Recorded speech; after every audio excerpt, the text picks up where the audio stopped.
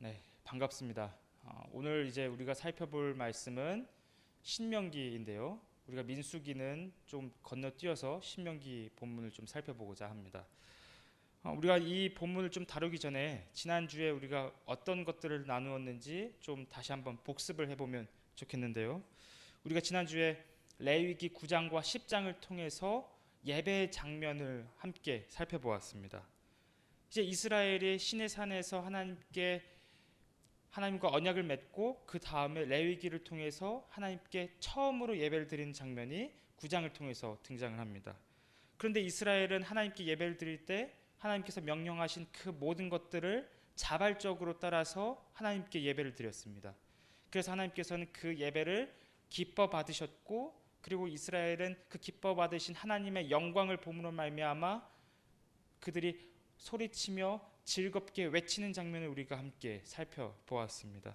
그리고 10장을 통해서 이 이스라엘이 누렸던 기쁨과 환호성이 얼마 가지 못했다는 것을 함께 살펴보았었는데요. 10장에서는 아론의 두 아들이 이제 하나님의 뜻에 따라 예배를 드리지 않고 제사를 드리지 않고 그렇게 드렸다가 하나님의 불 앞에 삼켜진 것을 우리가 함께 살펴보았습니다. 그러면서 우리가 이 레위기 10장을 통해서 알 수 있는 것은 하나님께 예배를 드리고 하나님께 나아갈 수는 있었지만 이스라엘에게 있어서 그것은 아담과 하와와 같이 자유로운 교제, 자유로운 예배가 아니라 제한적이고 율법에 얽혀 매여 있는 그런 예배였음을 우리가 살펴보았습니다. 그리고 참되신 성막이신 예수님께서 이 땅에 내려오셔서 그 모든 막힌 담을 허무시고 이제는 저와 여러분이 그리스도 안에서 하나님께 담대히 그 은혜의 보좌 앞에 나아갈 수 있다는 것까지 살펴보았습니다. 기억나시죠? 네, 기억나시기를 소망합니다. 오늘 우리가 이제 살펴볼 말씀은 신명기 말씀인데요. 이제 신명기 이 본문은 이스라엘이 레위기에서 첫 예배를 드리고 나서 40년 뒤의 이야기를 그리고 있습니다. 이 40년이란 긴 시간 동안 그 이집트를 탈출했던 출애굽 첫 세대들은 다 광야에서 죽게 되었습니다. 그리고 이 신명기 본문에 나타난 이 청중들은, 이 이스라엘은 출애굽 2세대인데요. 이 2세대들은 모세를 따라 요단 동편을 정복하고 요단강을 이제 건너려고 합니다. 이제 이 요단강을 건너면 어디로 들어가는 거죠? 약속의 땅, 가나안 땅에 들어가게 되는 것입니다. 그런데 이때 모세가 이스라엘을 잠시 멈춰 세우고 모압 평지에서 율법을 설교하기 시작합니다. 이것이 이제 신명기의 시작하는 부분입니다. 그러니까 신명기는 모세의 긴 설교인데요. 모압 평지에서 이스라엘이 그 가나안 땅에 들어가기 전에 다시 한번 율법에 대해서 설교하는 것을 나타내는 것이, 그리고 이야기하는 것이 이 신명기라는 책입니다. 그래서 이스라엘은 이 40년 동안 하나님과 동행하면서 광야에서 살아가면서 이제 약속의 땅을 눈앞에 두고 있습니다. 그런데 모세는 이들을 멈춰 세워서 하나님의 말씀을 다시 한번 전하고 다시 한번 가르치기 위해서 이렇게 모압 평지에 세웠습니다. 그렇다면 이스라엘을 왜 멈춰 세웠던 것일까요? 왜 다시 한번 이스라엘에게 이 율법에 대해서 다시 설교하고 다시 가르치고 다시 전해야만 했었던 것일까요? 이스라엘이 40년 동안 광야 생활을 하면서 어떻게 보면 이스라엘은 그 무엇의 방해를 받지 않고 오직 하나님과 교제하면서 그 40년을 살아왔습니다. 이스라엘은 40년 동안 광야에 있었기 때문에 그 누구도 볼 수가 없었고 오직 하나님만을 바라볼 수밖에 없었던 상황이었죠. 그래서 하나님께서 이스라엘에게 낮에는 구름 기둥으로, 밤에는 불 기둥으로 때에 따라 만나와 메추라기를 주시면서 이스라엘과 함께 동행하셨습니다. 이스라엘은 이 40년 동안 하나님께서 누구신지, 어떤 분이신지 경험하고 체험하고 깊이 알아갔었던 것입니다. 광야이기 때문에 이러한 것들이 사실 가능했었던 것이죠. 그래서 하나님께서는 이런 이스라엘을 향하여 40년 동안 광야 생활을 한 이스라엘을 향하여 이렇게 말씀하시는데요. 예레미야 2장 2절에서 이렇게 말씀하십니다. 가서 예루살렘에 귀에 외칠지니라.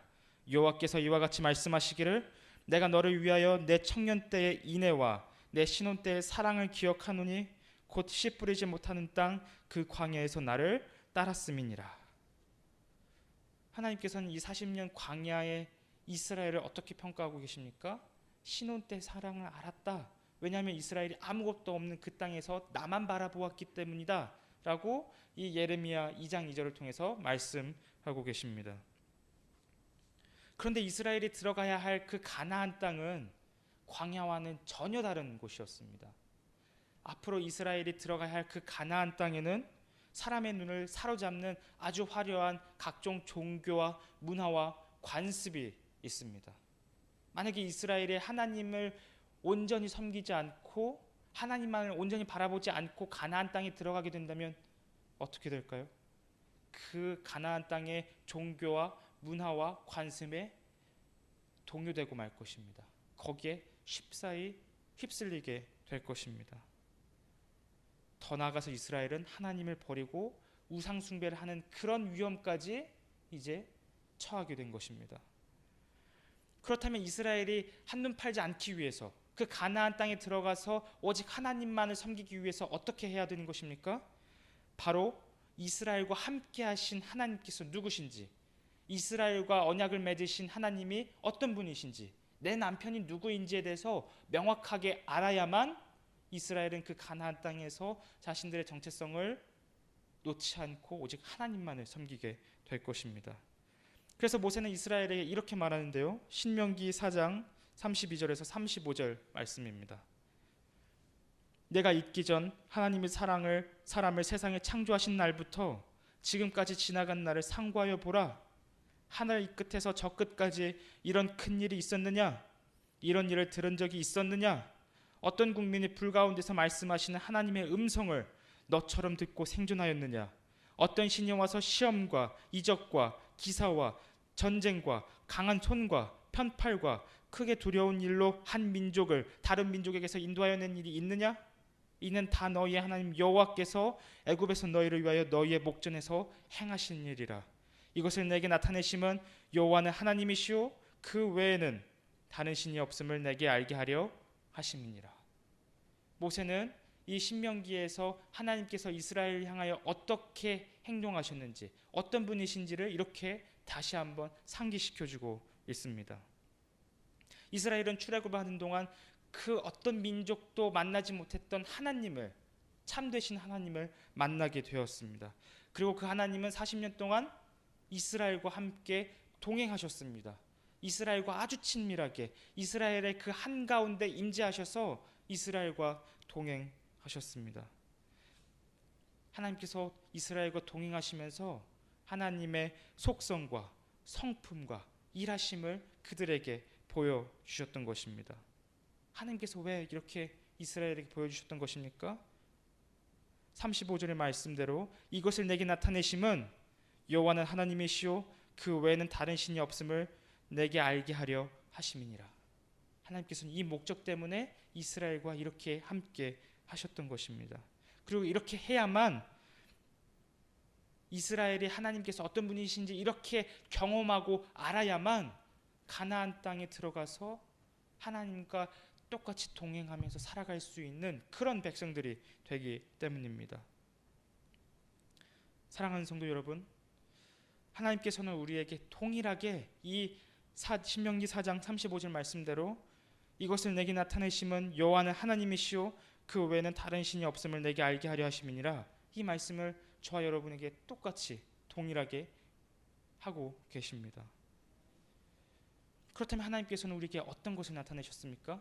하나님께서는 이스라엘에게 출애굽하는 그 모든 40년의 광야 생활 기간 동안 어떤 분이신지를 보여주셨습니다.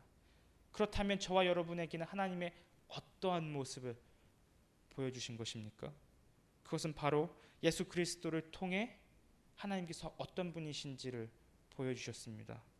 예수 그리스도의 십자가 사건은 우리가 계속해서 다루었지만 제2의 출애굽 사건이었습니다. 예수님께서 변화산 사건에서 별세하실세라는 그 말씀이 바로 출애굽한다는 그 단어였습니다. 예수님께서 십자가 사건을 통하여 이제 죄 가운데 있는 많은 사람들을 출애굽시키실 것입니다. 그리고 전례 없는 그리스도의 부활로 말미암아 하나님께서 마침내 온 세상의 하나님이심을 드러내셨습니다.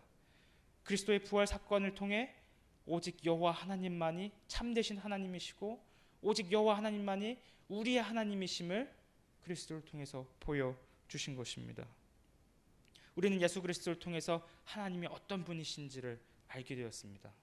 이스라엘이 출애굽을 통해 하나님이 어떤 분이셨는지 알게 되었던 것처럼 우리 또한 예수 그리스도를 통하여 그 제2의 출애굽 사건을 통하여 하나님께서 어떤 분이신지를 알게 되었습니다. 하나님께서 어떤 분이십니까? 바로 우리들의 아버지가 되시며 우리를 구원하시는 아들 되시며 우리 가운데 임재하신 성령 되십니다. 우리를 위하여 일하시는 이 삼위일체 하나님께서 우리의 하나님이시고 우리의 여호와 하나님이 되신다는 것입니다. 그리고 우리를 위하여 일하시는 이 삼위 하나님을 알게 되었을 때 우리는 세상의 풍조에 휩쓸리지 않고 이스라엘의 그 가나안 땅에서 하나님을 올바르게 인식해야만 그 가나안 땅에서 하나님과 동행하며 살았던 것처럼 우리 또한 하나님께서 어떤 분이신지를 올바르게 알았을 때, 인식하게 되었을 때 이 세상의 풍조에 휩쓸리지 않고 오직 하나님과 동행하며 이 믿음의 길을 걸어나갈 수 있다는 것입니다. 이러한 은혜가, 이 신명기에 나타난 이 은혜가 저와 여러분에게도 동일하게 주어지기를 소망합니다. 하나님을 올바르게 인식하고 하나님과 함께 동행하는 저와 여러분이 되셨으면 좋겠습니다. 그렇다면 우리가 지금 이 신명기에 들어간 서론에 대해서 살펴보았다면 이스라엘은 이제 약속의 땅으로 들어가지 않습니까? 그렇다면 이스라엘은 어떤 방식을 가지고 어떻게 해야 하나님을 섬길 수 있는 것일까요? 어떤 방식으로 하나님을 섬겨야 할까요? 가나안 족속들이 섬겼던 그 방식대로, 그 가나안 종교의 방식대로 하나님을 섬겨야 할까요? 가나안 종교에서 신을 섬기는 방식은 인신제사와 음행을 통해서 그 신을 섬겼었습니다. 그렇게 해야 그 신들이 그 제사에 응답을 해서 자신들이 바라는 그 번영과 풍요를 누릴 수 있을 것이라고 생각했기 때문입니다. 만약에 이스라엘이 이 가나안 땅에 들어가서 이와 같은 방식으로 여호와 하나님을 섬긴다면 그것은 하나님을 욕보이는 것입니다. 하나님을 이 가나안의 이 잡신들과 같이, 이 우상들과 같이 격화시키는 그런 식으로 섬기게 되는 것입니다.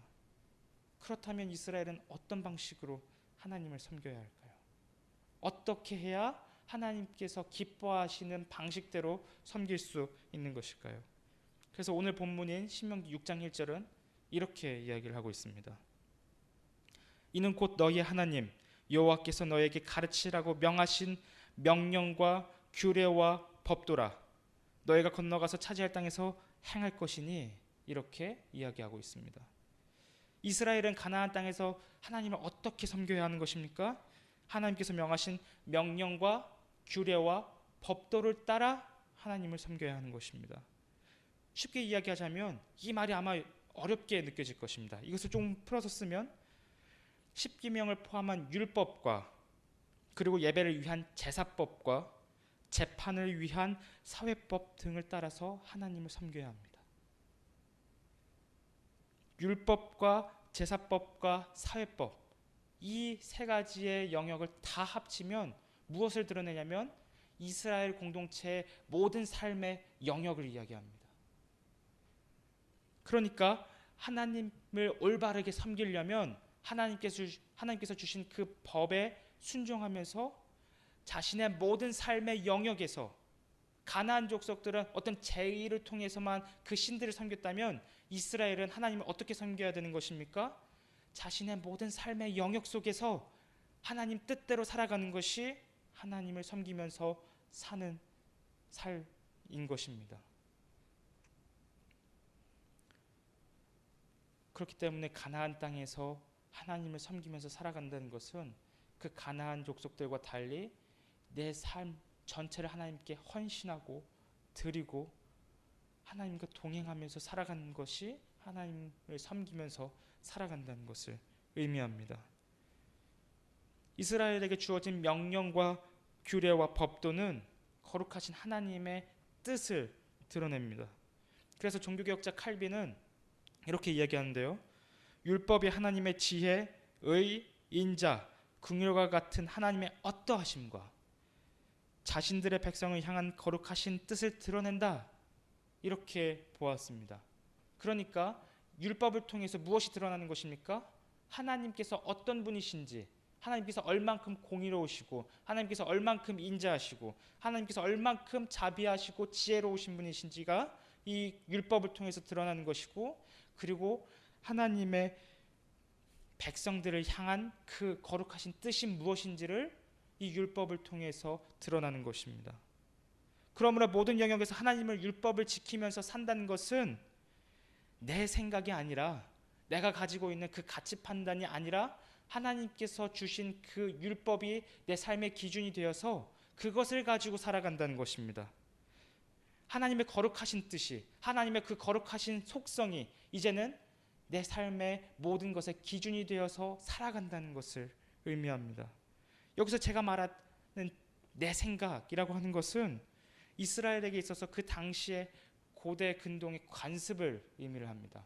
어쩌면 저와 여러분에게는 이 땅을 살아가면서, 이 시대를 살아가면서 이 시대의 풍조에 따른 그 사고방식일 수도 있습니다. 왜냐하면 사람의 모든 내 생각은 그 시대의 시간과 공간 속에서 이루어지기 때문입니다. 한 사람의 내 생각은 이 시대를 벗어나서, 이 시대를 초월해서 생각하지 못하기 때문입니다. 그런데 하나님께서는 어떤 분이십니까? 하나님께서는 언제나 시대와 시간과 공간을 초월하시는 분이십니다. 그렇기 때문에 하나님의 율법에 나타난 하나님의 거룩하신 뜻은 늘 시대를 초월하고 시간과 공간을 초월합니다. 그렇기 때문에 하나님의 뜻대로 살아간다는 것은 초월하신 하나님의 뜻을 따라서 이 시대를 거부하고, 이 시대의 사고방식을 부정하고 거부하고 하나님께서 정하신 뜻대로 살아간다는 것을 의미합니다. 그래서 이스라엘이 하나님을 섬긴다는 것은, 이스라엘이 가나안 땅에서 하나님을 섬긴다는 것은 시대의 역행에서, 시대에 벗어나서 초월하신 하나님의 뜻을 따라 내 삶의 모든 영역에서 하나님과 동행하면서 살아간다는 것을 의미합니다. 그렇기 때문에 이스라엘에게 주어진 이 하나님을 섬기면서 산다는 것은 매우 어려운 과제인 것입니다.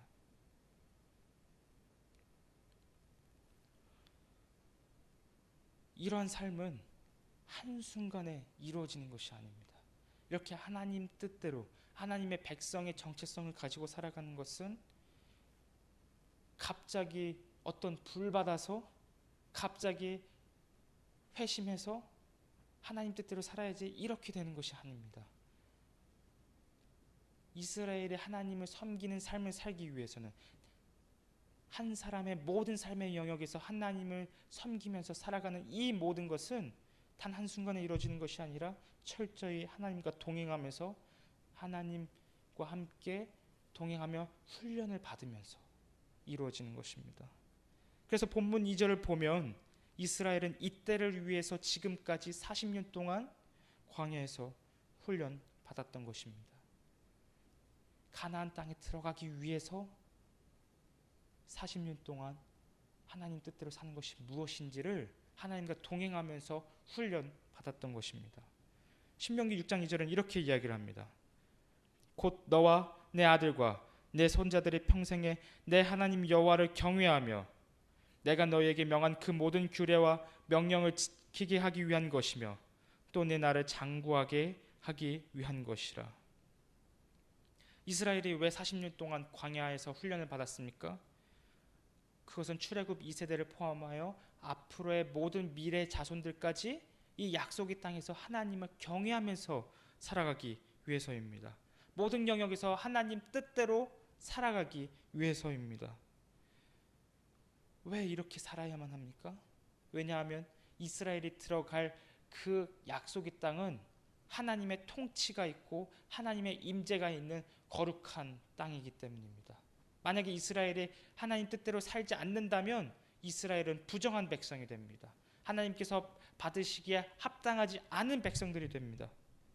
그리고 이런 것들이 쌓이고 쌓여서 어떻게 되냐면 이스라엘은 나중에 이 약속의 땅에서 추방되고 맙니다. 그렇기 때문에 하나님의 뜻대로 자신의 모든 삶의 영역에서 하나님께 헌신하면서 살아가는 것은 하나님께서 주신 이 약속의 땅에서 장구하게 살기 위해서입니다. 그러니까 오랫동안 이스라엘 이 출애굽 2세대와 그의 자손들이 이 땅에서 장구하게 오랫동안 살기 위해서입니다.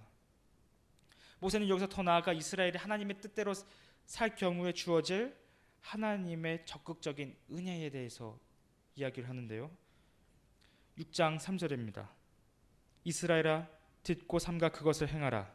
그리하면 네가 복을 받고 네 조상들의 하나님 여호와께서 내게 허락하심 같이 젖과 꿀이 흐르는 땅에서 내가 크게 번성하리라. 이스라엘의 삶의 모든 영역에서 하나님 뜻대로 산다고 한다면 이스라엘은 복을 받을 것입니다. 여기서 이 본문 3절에서 등장하는 복은 어떤 추상적인 추상적인 그런 개념들이 아니라 구체적으로 이스라엘이 계획하는 모든 일들이 잘 되고 잘 풀리는 것을 이야기를 합니다. 그러니까 이것은 무엇을 의미하냐면 풍요와 번영을 누린 의미를 하는 것이죠.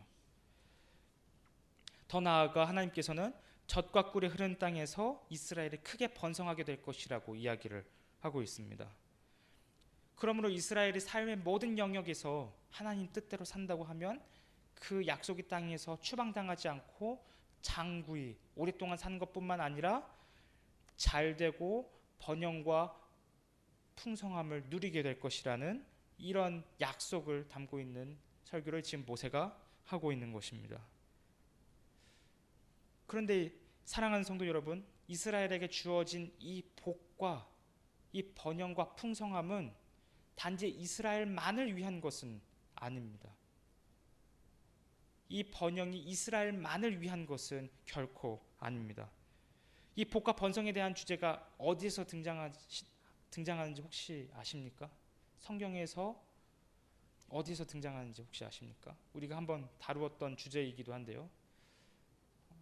성경을 가장 처음 펴보시면 창세기가 등장할 것입니다. 근데 그 창세기 1장 27절에서 28절에 하나님께서 이렇게 말씀하시는데요.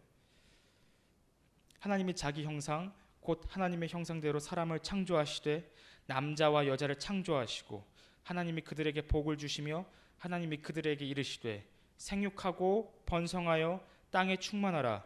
땅을 정복하라. 바다의 물고기와 하늘의 새와 땅에 움직이는 모든 생물을 다스리라 하시니라. 이 창세기 1장 말씀에서 하나님께서 사람을 창조하셨을 때 이 복과 번영에 대한 주제가 처음으로 등장을 합니다.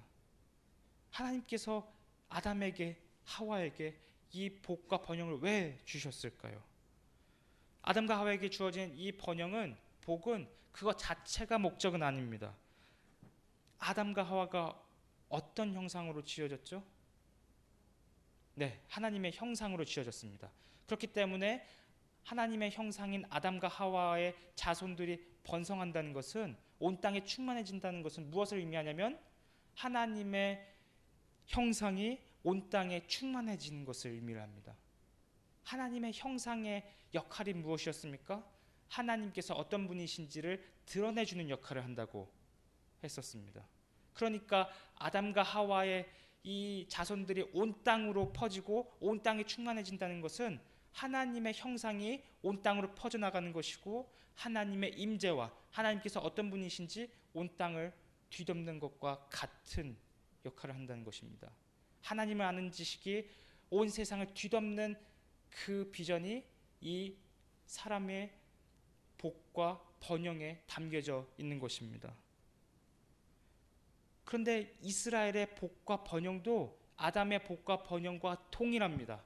이스라엘의 이 복을 받는 것과 번영을 하는 것은 이스라엘만 누리는 것이 아니라 온 세상을 향한 하나님의 뜻이기도 합니다.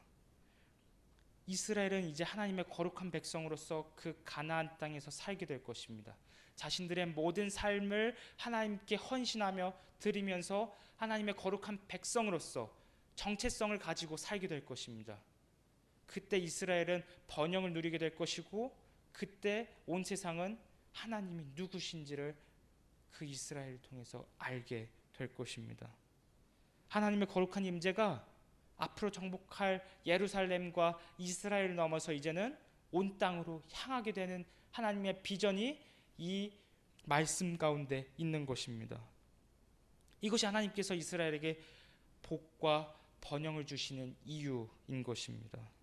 그래서 하나님께서는 이스라엘을 향하여 이렇게 말씀하시는데요, 너희가 내게 대하여 제사장 나라가 되며 거룩한 백성이 되리라 라고 출애굽기 19장 6절에서 이렇게 말씀을 하셨습니다. 시내산 언약을 맺기 전에 하나님께서 이스라엘에게 그들의 정체성이 무엇인지, 그들이 해야 할 사명이 무엇인지 말씀하셨던 것입니다. 이스라엘은 하나님의 제사장 나라이자 거룩한 백성입니다. 그러므로 이스라엘이 자신들의 모든 기준을 하나님의 뜻에 맞추어 살아간다면 그들은 다른 민족들과는 구별되는 거룩한 백성이 될 것입니다. 그리고 그 거룩한 백성이 복을 받아 번영을 누리게 된다면 온 세상은 그 복을 주시는 하나님을 주목하게 되고 하나님을 바라보게 될 것입니다. 이것이 이스라엘에게 맡겨진 제사장 나라의 역할입니다. 이것이 그리고 온 세상을 향한 하나님의 구원의 계획이기도 합니다. 저와 여러분 또한 이러한 사명을 받았습니다. 제가 자주 이 설교단에서 제사장 나라로서의 역할을 계속해서 이야기를 했었던 것 같습니다. 저와 여러분 또한 삶의 모든 영역에서 하나님 뜻대로 살았을 때 우리는 그리스도인의 정체성을 가지고 내가 이런 삶을 살고 있다는 것을 다른 사람들에게 보여주는 그런 역할을 하게 되는 것입니다. 우리가 그런 삶을 살게 되었을 때 우리가 우리의 모든 정체성을 가지고 우리의 모든 삶의 영역을 가지고 하나님께 헌신했을 때 하나님께서 저와 여러분에게 복과 번영을 주시기를 소망합니다. 그리고 이 복과 번영이 단순히 저와 여러분만을 위한 것이 아니라 하나님 백성으로서 그 제사장의 역할을 감당하는 그런 복과 번영이 되셨으면 좋겠습니다.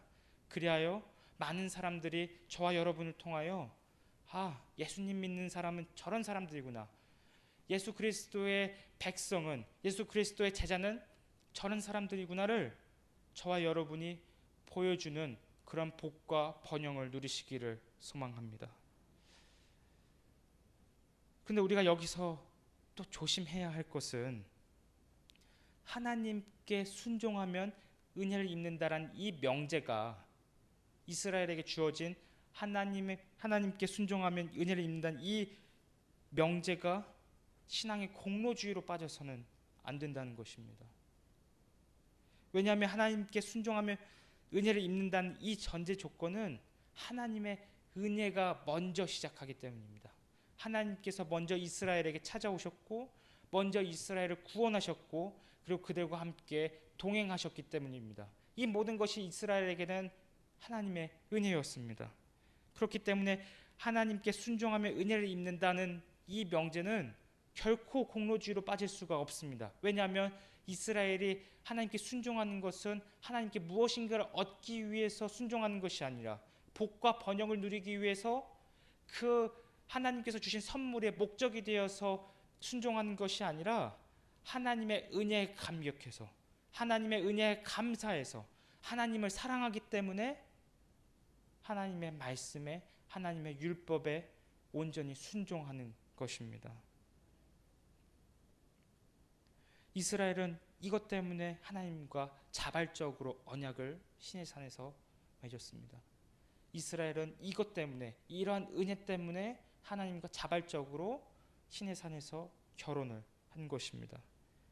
그러므로 하나님과 이스라엘 관계의 핵심은 순종, 어떤 율법을 성취하는 것, 이런 것이 아니라 하나님을 사랑하고 하나님은 이스라엘을 사랑하는 그 사랑에 있습니다. 하나님과 이스라엘 관계의 핵심은 사랑 그 자체에 있는 것입니다. 이스라엘 하나님의 말씀에 순종하는 것은 하나님을 사랑하기 때문에, 그리고 사랑해야 하기 때문에 하나님의 말씀에 순종하는 것입니다. 예를 들어서 신랑과 신부가 이제 막 결혼을 했습니다. 그러면 이제 이 신혼부부에는 각자의 배우자를 향한 책임과 의무가 주어질 것입니다. 그런데 이 책임과 의무를 신랑과 신부는 내가 이걸 해야 돼? 라는 마음을 가지고 의무를 가지지 않을 것입니다.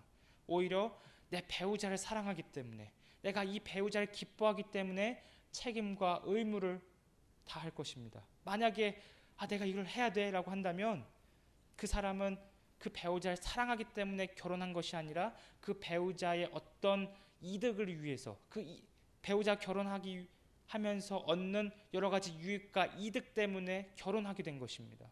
그러니까 사랑이 그 결혼의 중심이 아니라 그 이득이 그 결혼의 중심이 되는 것이죠. 신혼부부에게 있어서 각자의 배우자를 향한 책임과 의무는 아주 깃털처럼 가벼울 것입니다. 내가 이걸 해야 돼 하는 그런 무거운 마음이 아니라 깃털처럼 가벼울 것입니다. 그런데 이스라엘이 하나님께 책임과 의무를 지는 것이, 율법을 지키는 것이 아주 깃털처럼 가벼워야 될 것입니다. 왜냐하면 이스라엘이 하나님을 사랑한다고 고백했고 이스라엘이 그 사랑 때문에 하나님과 언약을 맺었기 때문입니다. 그래서 모세는 이스라엘에게 신명기 6장 4절에서 5절에서 이렇게 이야기를 합니다. 이스라엘아 들으라. 우리 하나님 여호와는 오직 유일한 여호와이시니 너는 마음을 다하고 뜻을 다하고 힘을 다하여 내 하나님 여호와를 사랑하라. 4절에 들으라 라는 말은 언약 조문에서 사용되는 말입니다. 그러니까 이 들으라라는 말은 언약 조문에 대해서 듣고 그리고 그 조문에 대해서 지키는 것까지 포함하는 단어입니다. 그러니까 이스라엘아 들으라 라고 하는 것은 이스라엘아 이제 하나님의 말씀을 듣고 그것을 지켜 행하라 라고 이야기를 하는 것입니다. 그렇다면 이스라엘은 누구와 언약을 맺었습니까? 바로 이스라엘을 구원하신 여호와 하나님과 언약을 맺었습니다. 그래서 모세는 언약의 대상이신 하나님을 이렇게 표현하는데요. 우리 하나님 여호와는 오직 유일한 여호와시니 라고 이 4절에서 표현하고 있습니다. 이 표현은 두 가지의 의미를 나타내는데요. 첫 번째는 여호와만이 유일한 참된 신이라는 것을 드러내는 것입니다. 가나안 땅으로 들어가게 되면 앞으로 수많은 우상들과 각종 종교들을 만나게 될 것입니다. 그런데 모세는 이 말씀을 통하여 이스라엘아 너희들이 그 가나안 땅에 들어갈 때 너희들이 앞으로 보게 될 그 화려한 종교들은 다 가짜야. 왜냐하면 여호와 하나님만이 유일하신 하나님이기 때문에, 유일하신 신이기 때문이야. 이렇게 이야기를 하고 있는 것입니다. 두 번째 의미로 이스라엘아 너희가 맺은 언약은 오직 여호와 하나님과만 맺었어. 앞으로 가나안 땅에 들어가게 될 그 가나안의 종교 바알신과 아세라신과 언약을 맺은 게 아니라 너희들은 오직 하나님만, 여호와 하나님과만 언약을 맺었어. 그러니까 너희들은 한눈 팔지 않고 오직 하나님만을 사랑해야 돼 라고 이 4절에서 이렇게 두 가지 의미를 드러낸 것입니다. 그러므로 이스라엘은 자신의 남편 되는 하나님만 가나안 땅에서 사랑해야 합니다. 어떻게 하나님만 사랑해야 합니까? 5절의 말씀대로 마음을 다하고 뜻을 다하고 힘을 다해서 하나님을 사랑해야 합니다. 즉 나의 모든 전의를 다해서, 아까 우리가 살펴보았었던 것처럼 내 모든 삶의 영역에서 내 모든 전인을 통해서 하나님을 사랑해야 한다는 것입니다. 이것이 이스라엘이 왜 하나님의 율법을 그 가나안 땅에서 지켜야 하는지에 대한 본질적인 답입니다. 하나님을 사랑하는 것. 이것이 이스라엘이 하나님의 말씀을 따라 하나님의 율법을 따라 살아야만 하는 이유인 것입니다. 사랑하는 성도 여러분, 이스라엘이 왜 율법을 지켜야 합니까?